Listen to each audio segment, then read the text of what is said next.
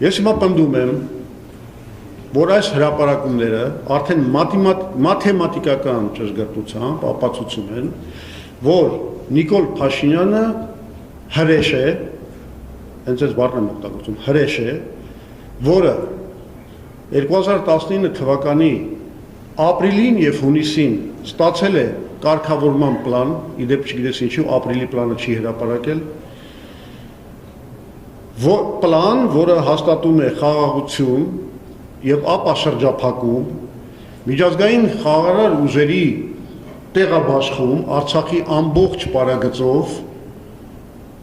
եւ նաեւ այն 5 շրջանում, որտեղից պիտի հայկական ուժերը դուրս գային, եւ մենք ստանում ենք խաղաղություն, պահպանելով ամբողջ Արցախը, Քելբաջարը եւ Լաչինը։ Բայց նա մերժել է այս պլանը եւ ընդհանրապես բանակցությունները, այդ մերժումով մարտահրավեր է նետել ոչ միայն Ադրբեջանին, այլ նաեւ ամբողջ միջազգային հանրությանը եւ առաջին հերթին Մինսկի խմբի համանախագահ երկրներին, Միացյալ Նահանգներին, Ֆրանսիային եւ Ռուսաստանին։ Եվ ըստ էության նա լեգիտիմացրել է այս մերժումով, բանակցություններից հրաժարումով Ադրբեջանի ագրեսիան կամ պատերազմի վերսկսումը 2020 թվականին։ Արդյունքում նա ներքաշել է մեզ մի պատերազմի մեջ, որում մենք ունեցանք եւ Արցախի ոչնչացումը եւ 5000 մեր զինվորների կյանքի կորուստը եւ ավելի ծանր նաեւ հետևանքներ ունեցանք, մեր պետությունը այսօր այնքան վնասված է եւ այնքան թուլացած է, որ խոսքը գնում է արդեն նրա գոյատևման մասին։ Ուրեմն սրանով այս հրապարակումներով ես սա ուզում եմ որ ֆիքսվի,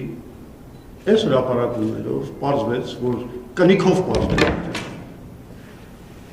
Այս ինչ որ միկրոֆոն ամբոստացավ, նա տեսեք։ Չէ, ABC-ին չպետք է բոմբոստանալ, ինքը սկզբունքորեն պետք է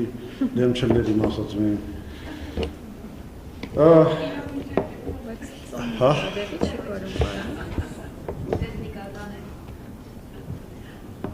Չէ, բայց չի կանգնում երեխեք, չգիտեմ։ Պարկացրեք։ Լավ։ Լավ է։ Ստացվեց։ Ուրեմն սրանով կնիքով ասում եմ, փաստական ապացույցներով անհերքելի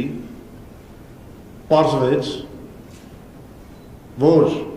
ուրեմն այս ամբողջ հետևանքները Հայաստանի աղետալի թուլացումը, Արցախի կորուստը, 5000 զինվորների մահը, ամբողջությամբ եւ բացի դրանից, այս կապիտուլյացիայի սողացող եւ բայց չդադարող